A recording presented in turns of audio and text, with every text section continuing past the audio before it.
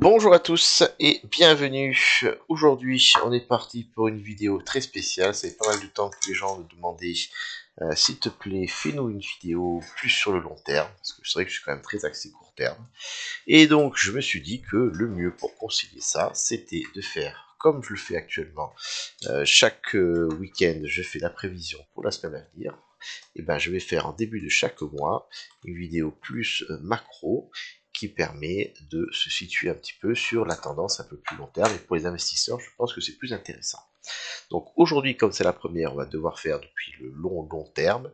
Et j'imagine que pour les suivantes, plutôt être en weekly, on pourra être seulement en daily et venir se positionner sur des gros mouvements swing plus simples et intéressants.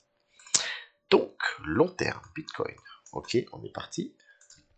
Précision également, n'oubliez pas que dans la description de la vidéo, je vous mettrai les jalons avec le contenu de la vidéo. Vous pouvez cliquer directement sur un jalon pour aller sur la partie qui vous intéresse. Ça peut être surtout pratique si vous avez envie de la revoir plus tard, parce qu'il y a de la volatilité ou autre, et essayez de vous souvenir de là où nous en étions. Donc, Bitcoin actuellement, donc aussi bien sûr en weekly. Avant même de parler de range, etc., de niveau, ce que je voudrais dire, c'est qu'on a pas mal discuté avec des amis ces derniers temps. Est-ce que Bitcoin, est-ce qu'on va toujours être sur des cycles et tout? Et j'ai eu pas mal de gens dire que pour eux, j'ai encore vu sur Cryptost, il n'y a pas très longtemps, qui a dit Bitcoin va revenir à 30 000 $ pour ensuite aller à 1 million.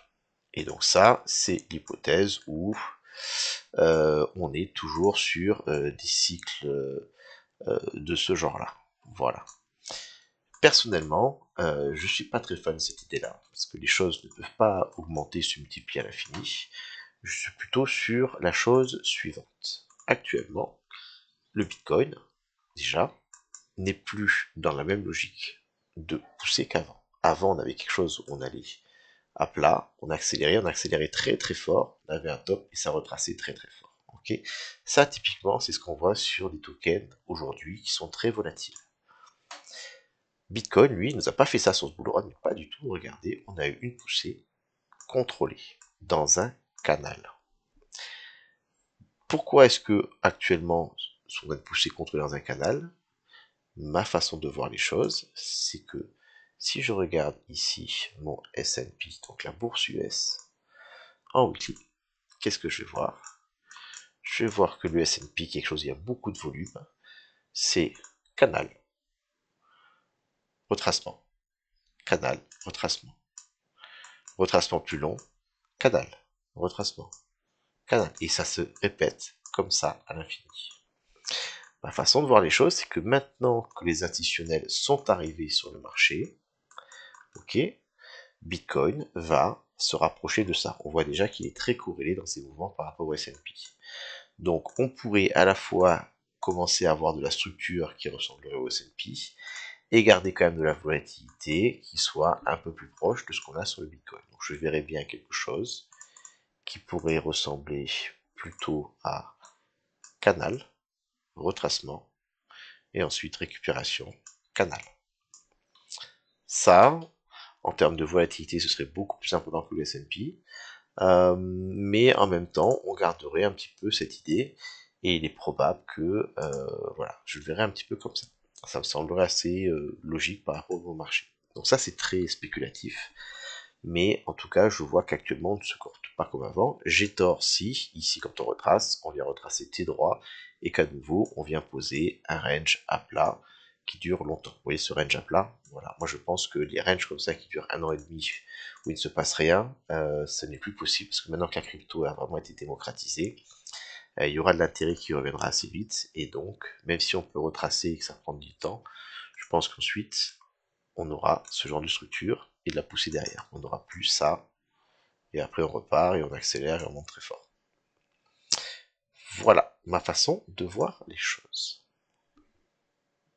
Maintenant, la question qui est sur toutes les lèvres, où en est le bull run?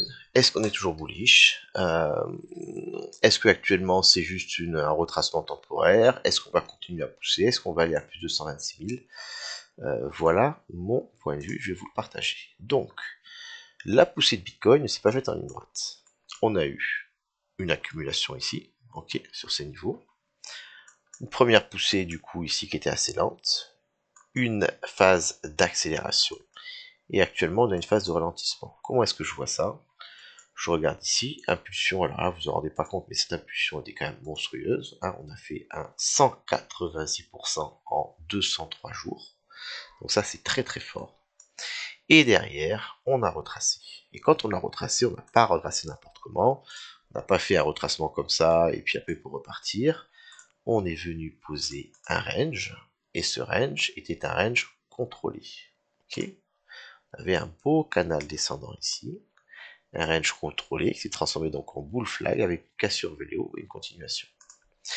Très belle impulsion, retracement contrôlé d'amplitude contrôlée, grosse impulsion derrière, ça c'est très bullish.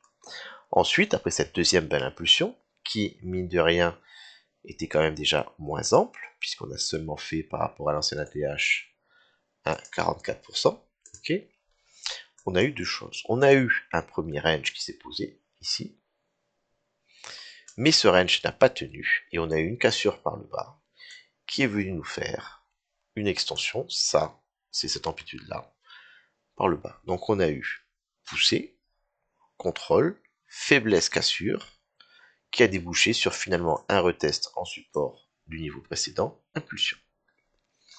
Et là, les choses commencent à se compliquer encore plus. Très bullish, moyen bullish.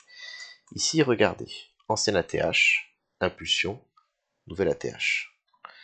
Ici, on a ancienne ATH, retracement, impulsion. Le nouvel ATH a été très faible, on parle de 2% ici, et si on accepte ce retracement-là, on parle de seulement, entre guillemets, allez, on va prendre le plus gros, 15%.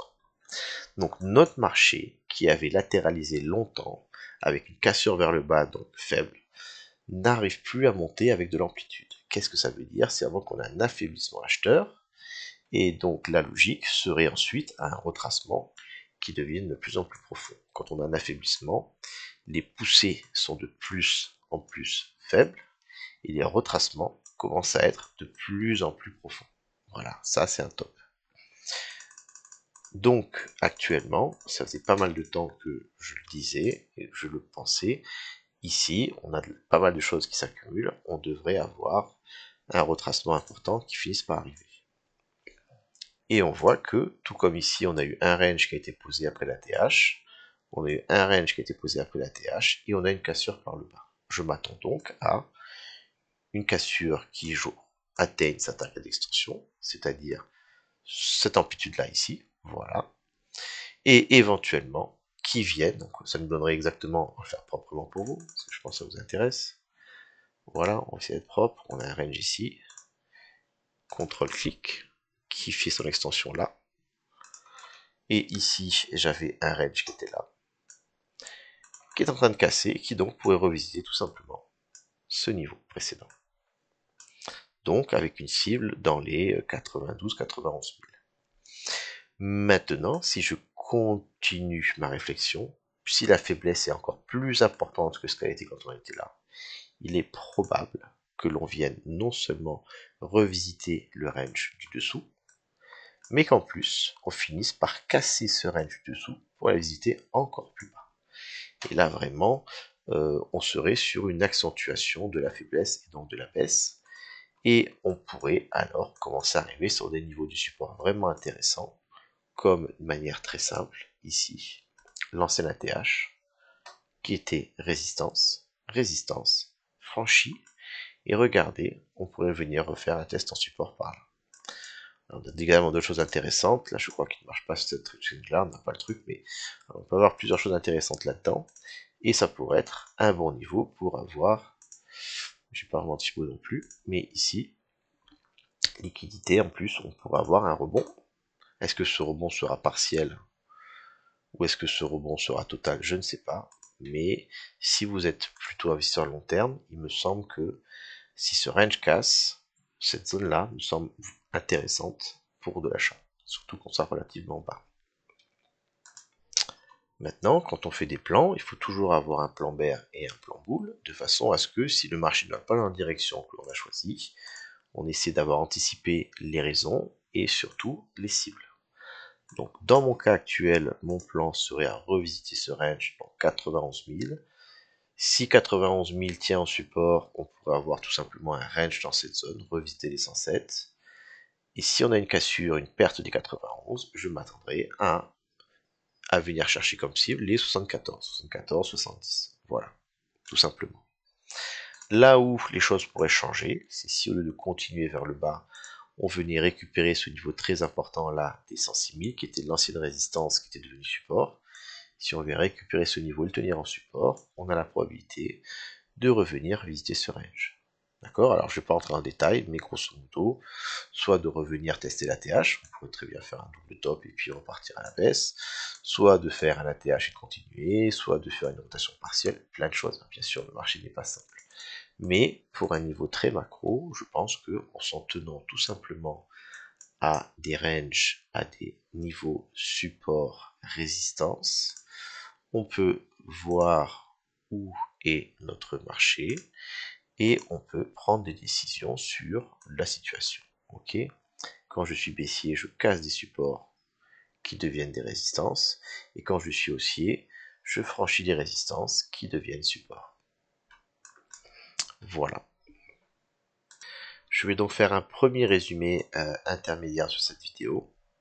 Donc au niveau long terme, le Bitcoin a fait une magnifique impulsion qui a duré, accrochez-vous, 1071 jours. Là actuellement on est au 1085e jour. Ok, c'est un bull run, c'est une phase de poussée. Cette poussée n'est plus comme avant, elle n'est plus exponentielle, d'accord? Elle est contrôlée dans un canal. Le marché pour moi est en train d'évoluer et de se rapprocher d'un marché plus traditionnel comme le S&P auquel il est très corrélé actuellement et qui fonctionne également par canal. Je pense que nous sommes arrivés sur des niveaux psychologiques importants au-delà des 100 000 avec du coup un affaiblissement qui est en train de s'installer sur le Bitcoin puisqu'on n'arrive plus à pousser, les ATH sont de plus en plus faibles en termes de pourcentage, puisque là on avait des poussées de 50%, de 100%, 20%, 10%. Et donc la logique serait maintenant à un retour de volatilité baissière et à un retracement qui vienne plus bas pour chercher du support. Quand on n'arrive plus à monter avec de l'acheteur, on a besoin d'aller chercher de l'acheteur plus bas. Donc on avait déjà eu ici une première cassure vers le bas pour la première fois sur notre marché, qui a fini en piège pour les vendeurs et à une rotation vers le haut. Je m'attends ici, la cassure vers le bas est en train d'être faite. Donc on va revenir visiter le niveau du dessous, donc les 91 000, qui est l'ancien niveau ici support résistance. Je m'attends à ce que ce niveau soit mis sous pression et probablement qu'il casserait, après peut-être un peu de range, pour venir chercher un niveau plus bas, qui pourrait être cette zone-là, qui correspond à l'ancien ATH et qui a été revisité déjà une fois. Voilà, puisque la faiblesse est plus importante, le retracement pourrait également être plus importante en 1, 2, 3 ranges vers le bas. C'est une idée. Dans tous les cas, il faut, pour moi, de manière simple, aborder le marché en termes de range qui actuellement est très bien défini. D'accord? On a des ranges qui existent. Quand un range est perdu, eh ben on vise le range inférieur ou supérieur. Ok? Celui-ci a été perdu. Si j'ai envie d'investir, je pense que la zone qui est là est intéressante. Pour un rebond, même si n'est que partiel. Si ensuite ce range est à nouveau perdu, eh ben je suis intéressé par la zone suivante. Et si ce range est perdu, eh ben je serai intéressé par la zone suivante qui a une vérité technique puisqu'elle a existé par le passé, etc., etc., etc. Et si vous voulez savoir quand s'arrêtera le bear market et quand commencera le bull run suivante, et ben pour moi, c'est, je vais pas dire assez simple, mais il faudrait qu'on ait un retracement assez profond. Et lorsqu'on va commencer à récupérer nos anciens résistances en support, alors on pourra penser que on aura posé un bottom et qu'on peut retourner venir tester la TH. D'accord? Cassure, cassure, cassure, cassure. Pour la première fois, on récupère une résistance en support. Et après, on est reparti pour une jolie hausse. Voilà mon point de vue macro sur le Bitcoin. Je ne sais pas où on va aller exactement. Et du coup, à chaque fois qu'on va rester sur un niveau important, je vais être attentif et je prends des décisions par rapport à mon investissement ou à ma vente au contraire.